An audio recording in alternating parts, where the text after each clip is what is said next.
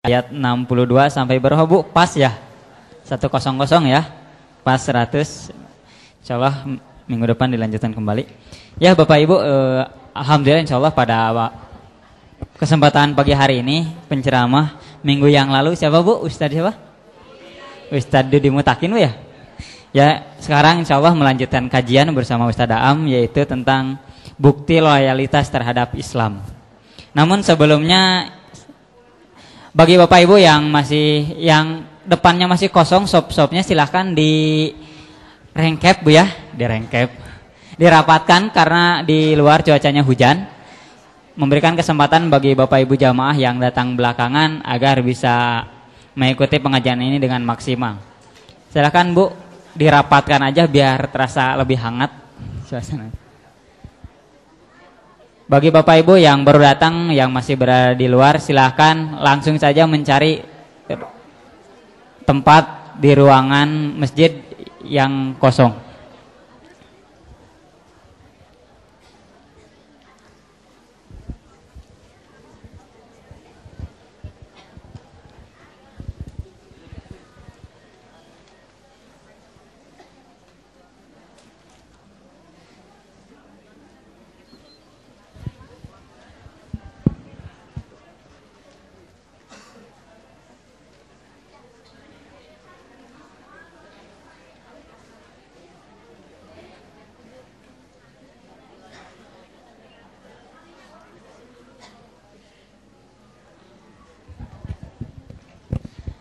Ya, sebelum Ustadz Aam masih dalam perjalanan Bu, sebentar lagi.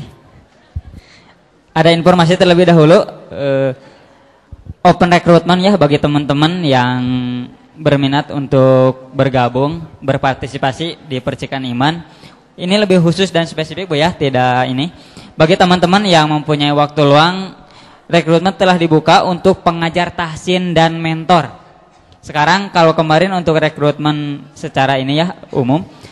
Sekarang lebih khusus lagi bagi teman-teman yang mempunyai kapasitas dan ingin berpartisipasi di Percikan Iman, di open recruitment untuk khusus pengajar tahsin dan mentor semua kegiatan Percikan Iman. Jadi di sini pengajar tahsin ya otomatis kriterianya persyaratannya yaitu harus sudah bisa mampu membaca Al-Qur'an dengan tartil, kemudian memiliki hafalan Al-Qur'an minimal juz 30, minimal juz 30 ya. Menguasai dasar-dasar tahsin Al-Qur'an, bersedia menjadi tim pengajar tahsin dan mentor PI atau fasilitator di semua kegiatan-kegiatan Percikan Iman. Kemudian mampu bekerja sama dengan tim dan mengikuti proses rekrutmen dan pembinaan. Jangan takut teman-teman meskipun tidak hafal total 30 juz ya minimal An-Nabawah hafal ya. Minimal An-Nabawah hafal. Tidak apa-apa, nanti sudah bergabung di Percikan Iman nanti akan dibimbing, terutama nanti Ustadz Abu Robani juga mengikuti bimbingan ya, membimbing juga Ustadz Abu Robani. Silahkan bagi teman-teman yang ingin berpartisipasi dengan Percikan Iman, ini khusus pengajar tahsin dan mentor semua kegiatan Percikan Iman bisa mendaftarkan di stand yang ada di depan masjid. Kemudian informasi bagi aktivis yang baru. Hari ini ada pembinaan yaitu materinya tahsin jam 11 sampai jam 13 di Selasar Masjid Al-Mursalah. Bagi teman-teman aktivis Percikan Iman yang baru terdaftar ya. Hari ini ada pembinaan yaitu materi tahsin dari jam 11 Bada MPI sampai jam 13 bertempat di Masjid Al-Mursalah di Selasarnya. Kemudian bagi Bapak Ibu yang ada kelebihan harta yang ingin berzakat tetapi tidak bisa langsung datang ke kantor Percikan Iman, bisa Bapak Ibu menggunakan layanan jemput zakat Percikan Iman. Bapak Ibu bisa menghubungi di 022 76 888 795. Atau yang menggunakan BB bisa di-invite. BB-nya yaitu 2A10 BB 77. Saya ulangi lagi, bagi Bapak Ibu yang ingin menggunakan layanan jemput zakat Percikan Iman bisa menghubungi 022 76 888 795 atau PIN BB di 2A 10 BB 77. Silakan bisa di-invite. Kemudian bagi Bapak Ibu yang ingin mendownload rekaman Ustadz Abu Robani ya, juz 1 dan juz 30 ya. Bagi Bapak Ibu yang ingin mendownload Murotal Ustadz Abu Robani juz 1 dan juz 30 bisa mengunjungi website Percikan Iman di alamat www.percikaniman.org. Lebih spesifiknya pakai /multimedia.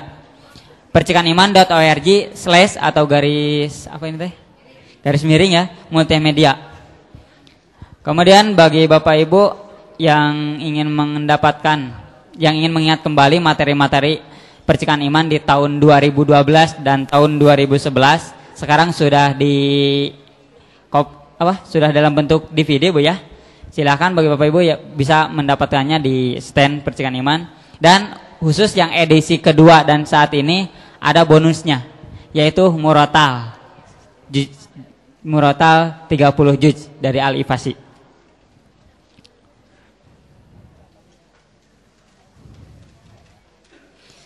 Selanjutnya sambil menunggu Ustadz, bagi Bapak Ibu yang sudah mempunyai member namun saat ini belum update membernya karena ada kadaluarsanya Bu ya, silahkan bagi Bapak Ibu untuk mendaftar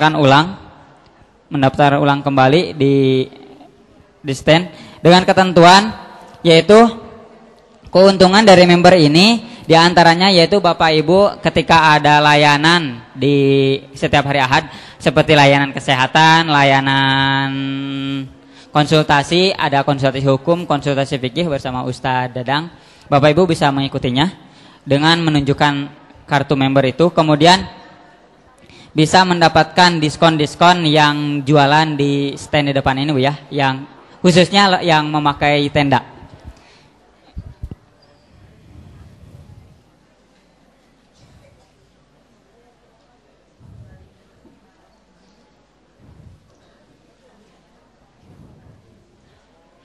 Ya, kami ulangi bagi teman-teman yang mempunyai waktu dan ingin terlibat di kegiatan-kegiatan Percikan Iman bisa mendaftarkan diri khususnya untuk menjadi pengajar tahsin. Karena saat ini alhamdulillah telah dibuka Bapak Ibu privat Al-Qur'an metode tartil dan tilawati Percikan Iman. Di antaranya yaitu ada 12 ada beberapa pertemuan Bu ya. Di antaranya ada tahsin pemula 1 yang materinya itu pengenalan huruf. Mungkin ini untuk Bapak Ibu atau putra-putrinya yang memang dasar banget belum mengenal Al-Qur'an. Ini ada pengenalan huruf, ini dasar banget Bu ya, tahsin pemula 1. Kemudian tahsin pemula 2 yaitu mengenal huruf berharokat. Jadi nanti Bapak Ibu ketika mendaftarkan tahsin di Percikan Iman akan dites terlebih dahulu masuknya kemana cocoknya. Kalau memang benar-benar belum bisa baca, nanti bisa masuk ke awal. Tapi kalau udah sedikit advance Bu ya, mungkin tinggal masuk aja ke tahsinnya, ke metodenya bersama Ustadz Abu Robani. Silakan bagi Bapak Ibu yang ingin mendaftarkan putra-putrinya atau Bapak Ibu sendiri bisa menghubungi kantornya di Jalan Cihampelas bisa, atau di Jalan Bukit Firdaus nomor 9 di Firdaus. Ini maksimal 5 orang Bu ya, maksimal 5 orang. Selanjutnya bagi Bapak Ibu yang menggunakan member bisa mengikuti kajian hatam setiap hari Jumat untuk wilayah Gerlong. Untuk wilayah Gerlong Bapak Ibu, setiap hari Jumat ada kajian hatam yang bertempat di Ciwaruga. Silakan bagi Bapak Ibu yang berada di wilayah Gerlong bisa mengikuti kajian hatam yang khususnya untuk yang sudah punya member. Ya, nampaknya Ustadz Am baru datang. Silahkan Bapak Ibu untuk merapatkan kembali ya barisan-barisannya, karena di belakang masih ada yang masih berdiri. Silahkan untuk merapihkan barisan-barisannya. Insyaallah pada kesempatan kali ini melanjutkan materi tentang apa Bu? Bukti loyalitas terhadap Islam. Kemarin baru sampai poin 4 ya. Sekarang poin selanjutnya insyaallah.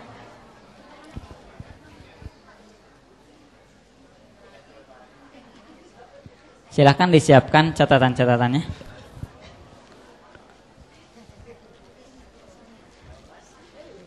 Yang masih berada di luar, yang masih berdiri silahkan, terutama Ikhwan masih ada tempat, masih kosong, silahkan langsung menempati masjid.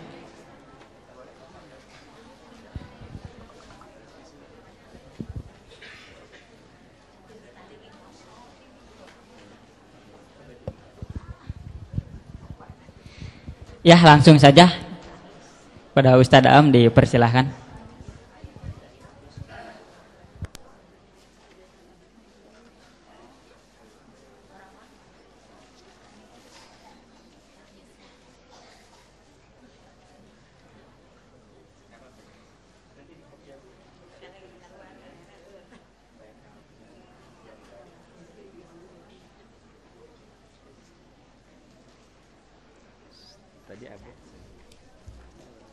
Assalamualaikum warahmatullahi wabarakatuh.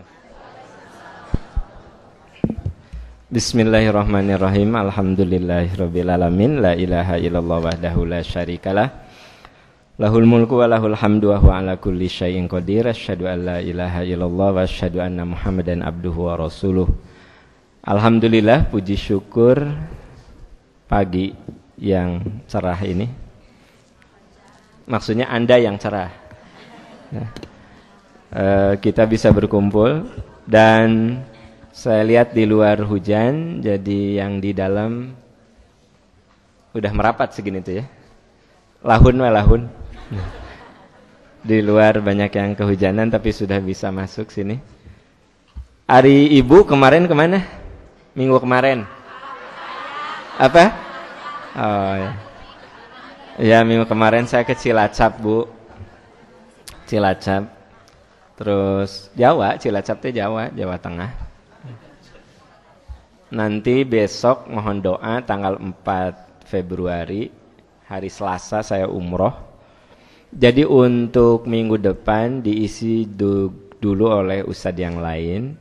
Dengar sayang, siapapun ustadz nate datang. Ya kamari teh mau diumumkan mah aya nu teu datang, antak antep mah.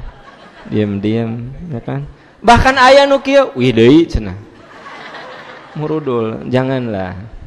Saya Pak, luruskan hati, luruskan niat. Datang ke sini teh cari ilmu.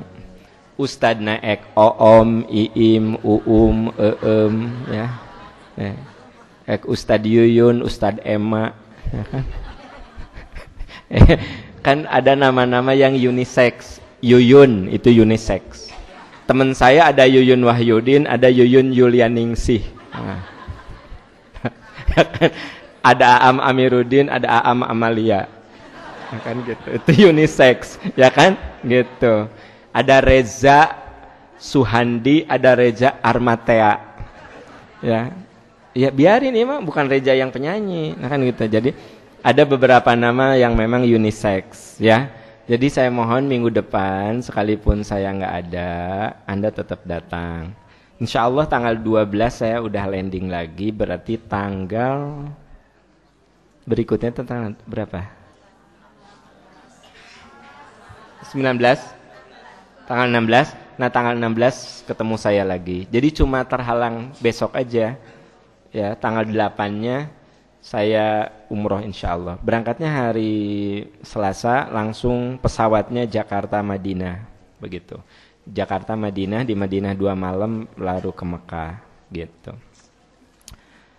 Oke sahabat-sahabat sekalian, kita isi satu pertanyaan aja, setelah itu langsung masuk ke materi biar tamat. Kemarin itu udah tamat belum?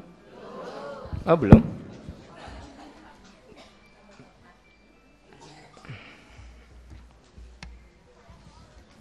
Sampai apa kemarin? Berjuang membela Islam. Oh, sampai situ. Ya. Oke, satu pertanyaan aja, Kang. Ya. Pertanyaan yang pertama yaitu, Pak Am, mohon penjelasannya. Kenapa Nabi Muhammad SAW bisa mengatakan keutamaan kodrat seorang ibu seolah lebih tinggi dan lebih penting dibanding bapak atau suaminya? Padahal kan beliau tahu kalau Allah Maha Adil. atau itu hanya pandangan beliau sebagai sisi manusianya? Bahwa kodrat ibu lebih Tinggi daripada suami. sebenarnya mah tidak harus ada penjelasan juga, fakta berbicara. Ya, saya punya 3 anak, belum merasakan satupun sakitnya melahirkan dan mengandung. Tete saya 3 anak. Etawelah no paling gampang. Ya. Aderai itu tinggi besar, dia nggak bisa hamil. Dan dia tidak bisa ngasih ASI, kecuali dot ditempelkan di nada. Nah, dot. Ada orang yang maaf, kurus, kering, ya, kecil, hamil, borojol, hamil, borojol. Gitu. 7 weh.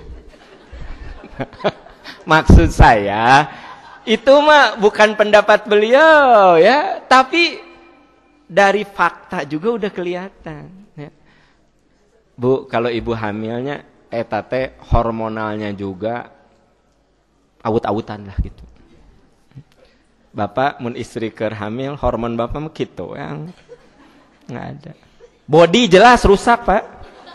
Kan gitu. Oh, dihamplas. Ayat cenah mah belum dihamplas.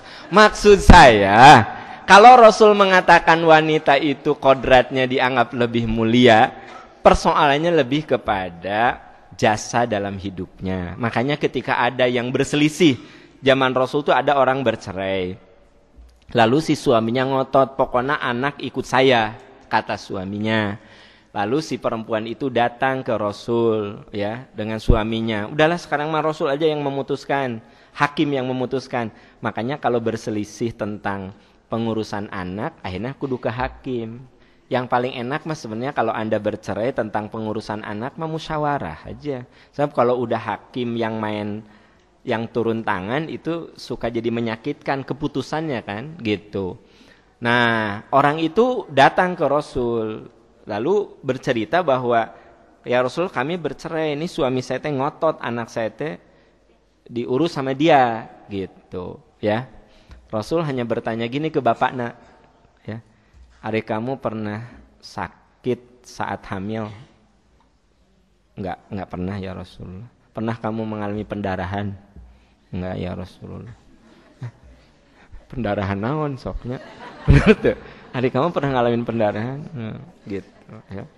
Pernahkah nafas bayi itu ya terasa oleh kamu saat dia menyusu ke kamu? Enggak ya Rasulullah.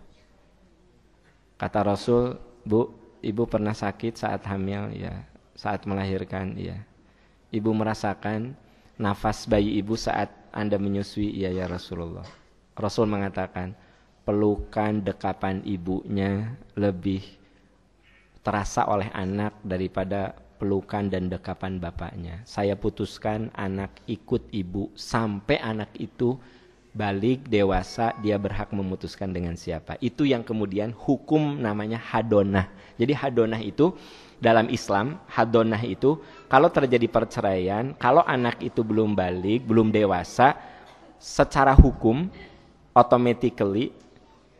otomatis tidak harus diproses lewat pengadilan, itu ikut ibunya. Kecuali, ada kecualinya, kalau menurut saksi-saksi ibunya akan merusak anaknya. Misalnya ibu nete sok mabok, ya, kabayang teu keur nyusuan bari nyekek botol.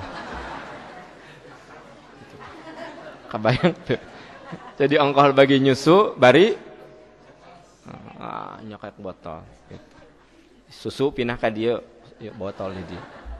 Nah, kalau udah ada saksi begitu, si anak akan madorot, baru hadonah, pengurusan anak, perawatan anak kembali ke bapaknya. Tapi selama ibunya itu tidak ada saksi dan bukti yang menunjukkan akan memadorotkan anaknya, maka wajib oleh ibunya. Nah, ini ketentuan, rekan-rekan sekalian, sebenarnya emang dengan logika juga jelas. Terus ada penelitian, ada namanya attachment theory. Attachment theory itu begini, kehebatan seseorang dalam bersosialisasi setelah dewasa ditentukan oleh perlekatan bayi dengan ibunya di tahun pertama. Ini penting nih bagi rekan-rekan mas yang punya anak atau yang berpeluang punya anak, tapi yang sudah tidak mungkin punya anak mah untuk cucu lah. Ini teori perlekatan, attachment theory itu menentukan kecerdasan sosial seorang anak saat dia dewasa. Kalau anak itu di tahun pertama, ya. Nah, kalau si anak itu sering didekap, sering nempel ke ibu tuh ya, gitu. Jadi ternyata ASI itu bukan hanya bicara gizi, tapi ASI itu bicara tentang memberikan basic kecerdasan sosial pada anak, gitu. Jadi kalau anak udah gede itu troublemaker, jadi dimanapun dia berada, di kantor jadi masalah, di rumah tangga jadi masalah. Jadi dia itu tidak bisa membangun hubungan sosial yang bagus dengan orang. Jadi gawe nanti misalnya kieu Bu, kabatur teh iri, dengki gitu loh. Ngomongkeun teh yang jeleknya sekalipun orang itu baik, di mata dia mah jelek. Jadi di mata dia mah enggak ada orang baik kecuali dirinya. Jadi di mata dia mah semua orang jelek. Yang baik siapa? Cuma dirinya. Tah eta teh mengalami kegagalan di waktu bayi, perlekatan di waktu bayi. Jadi dia dia tidak merasa aman dengan orang lain.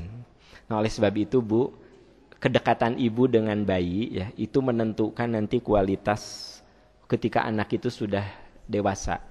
Jadi katanya bayi yang sering dipeluk, didekap ya, nafas dia itu terasa ke nafas kita, jantung dia itu kerasa detaknya ke jantung kita, dek dek dek. Bu, kalau ibu habis menyusui ya, dulu waktu anak saya kecil suka sama istri saya dikasih ke saya, ditempelin terus ditepuk-tepuk. Dek saya mah beri nonton, teu kudu beri nyusuan. Kan istri saya nyusuan, ya kan? Nah, terus udah gitu teh kan suka ditepuk-tepuk tuh, tempelin dadanya. Gitu kan. Nah, kalau udah terus tidur anak teh. Tidur ge tetep sambil nonton teh didekap gitu. Itu membuat anak tuh nanti kalau udah gede dia punya kecerdasan sosial. Kecerdasan sosial tuh dia bisa membangun hubungan dengan orang. Jadi dia bisa melihat sisi baik orang ini gini, ini harus dihargai, sisi buruknya ini harus diwaspadai gini-gini. Jadi orangnya teh cerdas secara sosial. Karena maaf, ada orang yang tidak punya kecerdasan sosial. Di mata dia siapapun jelek, siapapun perlu dicurigai. Jadi akhirnya dia antisosial gitu loh ke orang teh. Nah, itu ada kaitan dengan masalah teori perlekatan itu gitu. Ini dikuatkan juga dengan risetnya Profesor Kazuo Murakami tentang bahwa gen itu bisa dibentuk dengan kedekatan begitu. Jadi sayang, kenapa Nabi menyebutkan tentang keutamaan ibu? Bukan pendapat beliau. Secara empirik iya, dalam firman Allah juga iya. Ketika Allah berfirman tentang berbuat baik kepada kedua orang tua, kan ibu mana disebut perjuangannya yang tidak pernah bisa dilakukan oleh bapak. Wa wassaynal insana biwalidayhi hamalathu ummuhu wahnan ala wahnin wa fisaluhu fi amaini anishkur li walidaika ilayal masir. Kami wasiatkan kepada anak untuk berbakti kepada kedua orang tuanya. Ibunya telah hamil dalam keadaan lemah bertambah lemah. Ibunya pernah menyusuinya, ya. Bapak disebut enggak, Bu? Bapak disebut. Bu, Bapak benar enggak disebut? Ya. Sebenarnya Bapak disebut. Ibu jangan dilupakan juga jasa kami sebagai laki-laki ya. Sampai saya rada dek oge reuas ya kan. Jadi ibu tolong, kami ini enggak begitu berarti tapi punya jasa. Da ibu temanya hamil ku batu atuh, bener teu? Hamil teh ku lalaki atuh. Nah jadi makanya hamil ku batu. Moal mungkin. Nah jadi Bu, ibu teh kudu ngahargaan ka lalaki teh kudu. Jadi canda ya Bu ya, canda. Jadi kami wasiatkan kepada anak untuk berbuat baik kepada kedua orang tuanya. Bapak disebut enggak? Disebut. Dirinci enggak penderitaannya? Tidak. Nah, gitu. Jadi kalau yang dirinci siapa? Nah, yang mana rinciannya itu menjelaskan sesuatu yang tidak mungkin dilakukan oleh laki-laki. Hamalathu ummuhu, ibunya telah hamil. Sok. Saya katakan Laki-laki segagah apapun, tinggi, gede, ya, mau bisa hamil. Diuprak-oprek. Ya. Kalaupun ada sekarang ini laki-laki melakukan transgender, tapi tetap bakal beda dengan perempuan yang asli. Ya. Nah, terus apa lagi yang tidak bisa dilakukan perempuan? Wa fisoluhu fi amain. Ibunya itu menyusuinya. Bahkan bisa disapi sampai 2 tahun. Kan 2 hal ini mah nggak bisa dilakukan bapak. Sok Pak, Anda sehebat apapun, tunjukkan kemampuan Anda dalam hamil dan menyusui. Nggak bisa. Padahal bapak orang-orang hebat. Istri bapak segitu leles, lunglai, lemah, letik, kurus. Dia bisa hamil dan menyusui. Apalagi kalau jangkung badag, hebat. Nah. Jadi maksud saya apa? Benar tuh ayatnya, surat Luqman itu ayat 13, ya, bahwa jadi kesimpulannya bukan pendapat Nabi. Terus ada kata-kata lagi, al jannatu tahta aqdamil ummahat. Surga itu di bawah telapak kaki ibu. Pak, sekalipun kaki bapak mulus tanpa ada roromehen, sorry, nggak ada surga. Bu, sekalipun kaki ibu teh jelas bentuknya, disebut parud lain, disebut panyongkel botol lain. Da barulah nanti banyak itu meletek-meletek. Ya. Bu, tapi di situ ada surga. Tapi ibu yang mana? Ibu yang di lisannya ada surga. Sayang, dengar. Surga itu ada di bawah telapak kaki ibu. Ibu yang mana? Ibu yang di lisannya ada surga. Bukan ibu yang di lisannya ada neraka. Jadi ibu yang ngomongnya suka melaknat, ya, ya, terkutuk kamu, bodoh kamu, apa? Itu di lisannya ada neraka. Malah ya surga di kakinya. Tapi ibu yang mudah-mudahan anak tesing soleh, mudah-mudahan anak tesing pinter, mudah-mudahan ya sekarang anak saya mengecewakan, besok lusa mungkin membanggakan, membahagiakan. Mudah-mudahan dengan perjalanan waktu marobah anak saya teh. Da tubuh yang hadir di sini teh dulu mah boleh jadi ada salah satunya yang orang tuanya teh geus capek lihat Anda teh. Pak, tingali ka dieu.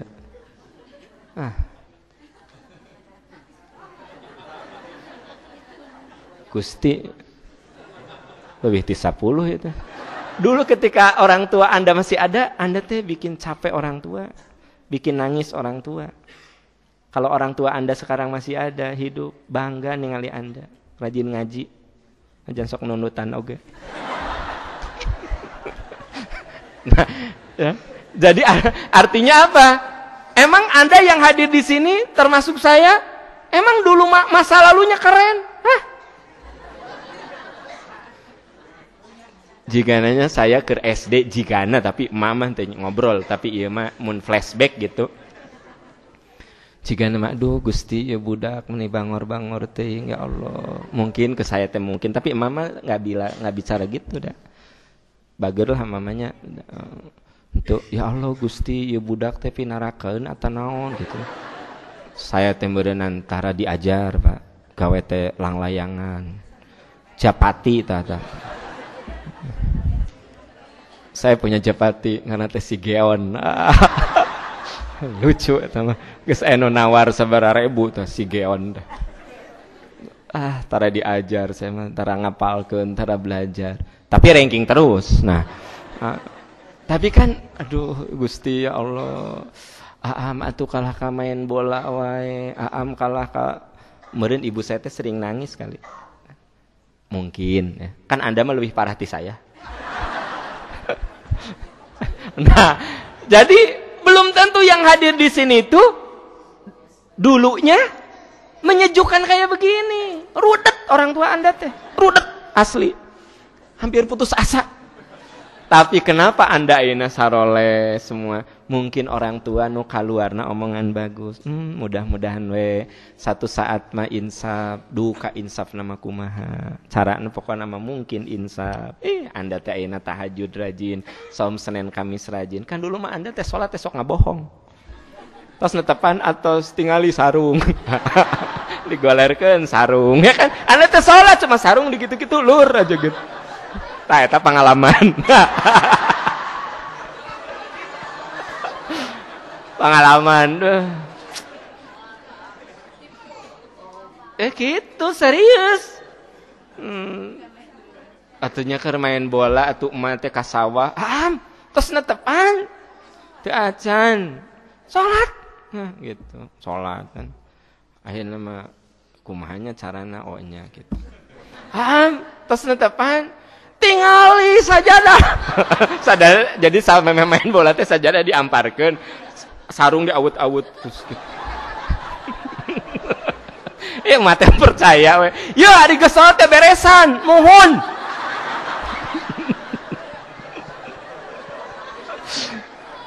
Anda mah orang soleh, Anda mah timiti lahir geus soleh juga. Jadi maksudnya apa? Lisan ibu mah kudu selalu bagus. Mudah-mudahan sing soleh, mudah-mudahan sing berkah. Sok mah didoakeun aja antara diajar ge sing jadi profesor, padahal tara ngapalkeun. Sok didoakeun nya. Budak teh selalu ranking teh sesuai jumlah murid.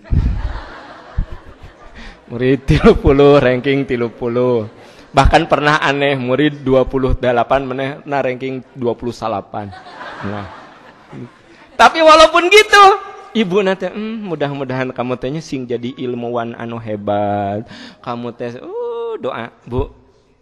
Gimana we caranya? Saya punya teman loh waktu SD-nya. Emang sih jeung saya dibandingkeun mah bodoh manehna.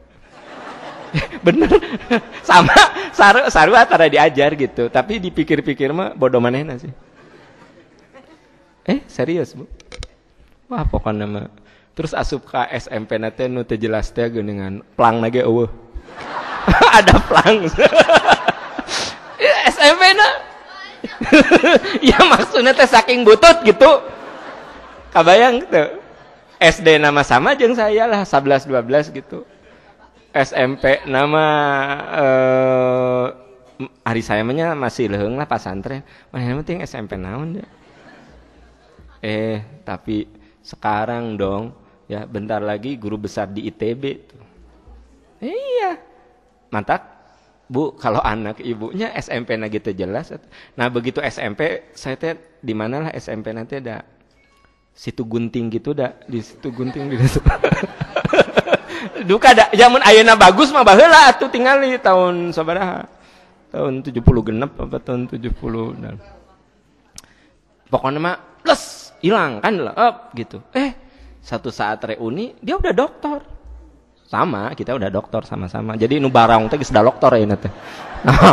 Nu sok dulu baheula ngadulang ngadu hayamnya. Kalepek Japati, Langlayangan, pas ketemu teh udah pada dokter, ya gitu. Sebentar lagi di ITB dia guru besar kayaknya nih. Kenapa? Padahal ke SMP SMP abal-abal. Nah juga nama insap nama SMA juga nama. Terus kuliah di ITB. Nah kuliah di ITB, terus S2 S3-nya di luar negeri. Sekarang jadi dosen ITB gitu. Ya. Dulu ya teman saya. Terus saya merasa asa orang teh lebih pintar ti manehna. Tah Bu, gitu. Jadi kita mah kalau punya anak teh jangan putus harapan. Karena anak teh nilainya jelek cantang tu bodoh, Bu. Mungkin dia tidak minat. Ya, tidak minat. Sok saya suruh ngapalkeun kulhu, mun teu minat teu apal-apal. Tapi saya ngapalin lagu Celine Dion My Heart Will Go On, sakali gak apal. Ya. Lagunya Rihanna Shine Bright Like a Diamond, saya langsung apal. Jadi ya lagunya Celine Dion My Heart Will Go On yang jadi soundtracknya film Titanic 2 kali teh denger langsung apal saya. Dah minat. Ya. Lagunya itu Rihanna Shine Bright Like a Diamond cuma dengerin di radio sekali 2 kali apal saya. Dah minat. Ya. Waduha teu apal-apal. Kenapa? Tidak minat, ya? Tidak minat. Begitu minat, langsung apa? Jadi segala sesuatu juga. Maka kalau anak kita tidak berprestasi dalam satu bidang, belum tentu bodoh. Mungkin nggak minat. Iya, gitu. Nggak minat. Jadi sebenarnya, nu penting mah jadi ibu teh dalam lisannya harus ada surga. Dah eta mah titip pesan. Dalam lisan ibu kudu ada surga, karena di kaki ibu ada surga. Nah, Bapak di kaki orang mah eueuh surga eueuh neraka. Nah, jadi kita mah agak netral.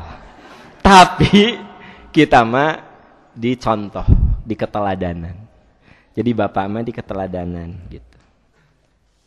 Ini ada penelitian. Lamun bapaknya ka istri teh sok nyaah gitu. Cuma sekedar istri ke nonton, diusap gitu. Mama batuk, udah minum obat belum? Dikatingali ku anak, eta teh terekam. Nanti kalau dia punya istri, dia akan melakukan hal yang sama. Istri teh sakit, ya, bapak teh cuma bilang ini, udah mah, nih aku bikinin ya teh, udah pakai jeruk nipis, sok geura minum pelan-pelan, sasenok. Tuh suaranya gitu, geura. Suami teh gitu. Kelihatan Pak oleh anak, ya, kelihatan oleh anak. One day kalau dia jadi ayah, dia jadi suami, dia akan lakukan itu. Jadi anak mah lihat perilaku kita, ya. Nah, makanya jadi ayah mah hati-hati. Lamun kita kasar ke istri, dua, bisa anak kita kasar atau anak kita menjadi orang yang sangat cinta. Paham nggak? Misalnya gini, saya mun geus ngambek ka istri teh, aya we nu ancur. Nu teh ancur teh HP.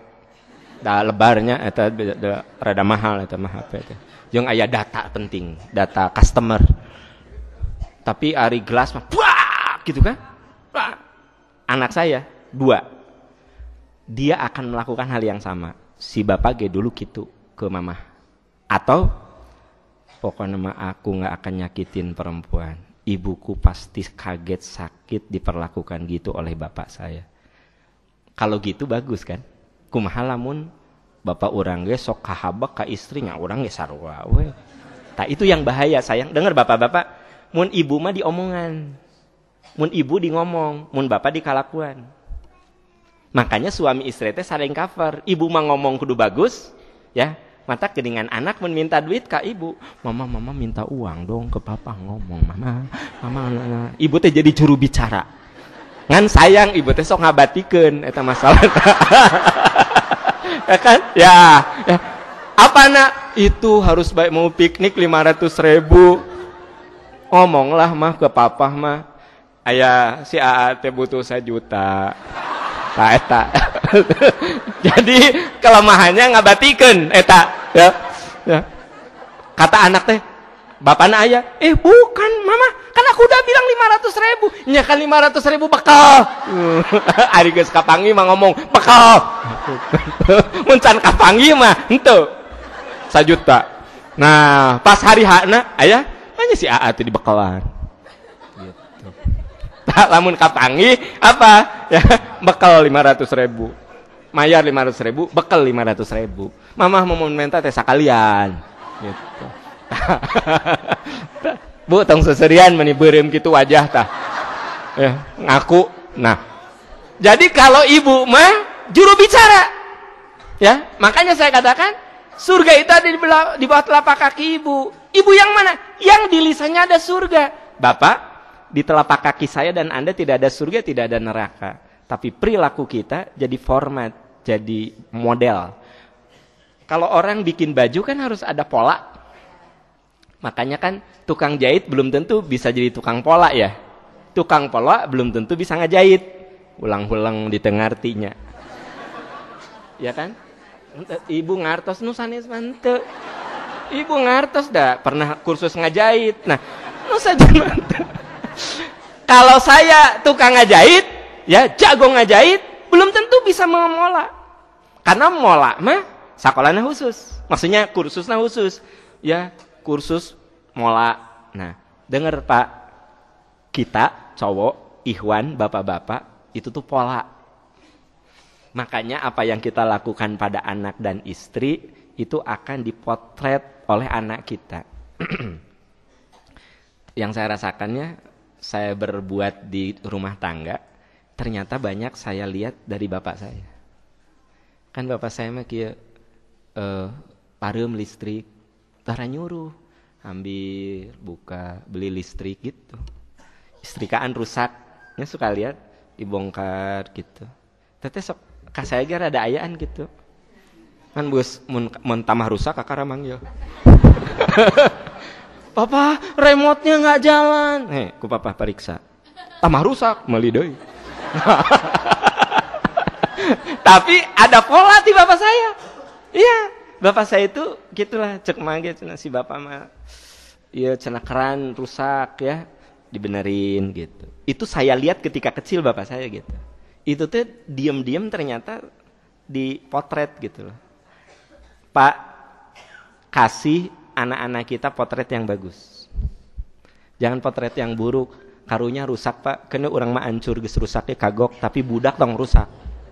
Jadi kalau misalnya jangan sampai anak saya rusak karena lihat style saya. Nggak boleh. Nggak boleh. Ya. Kalau ya saya dari mana suka bawa misalnya cuma sekedar ya oleh-oleh dikit lah.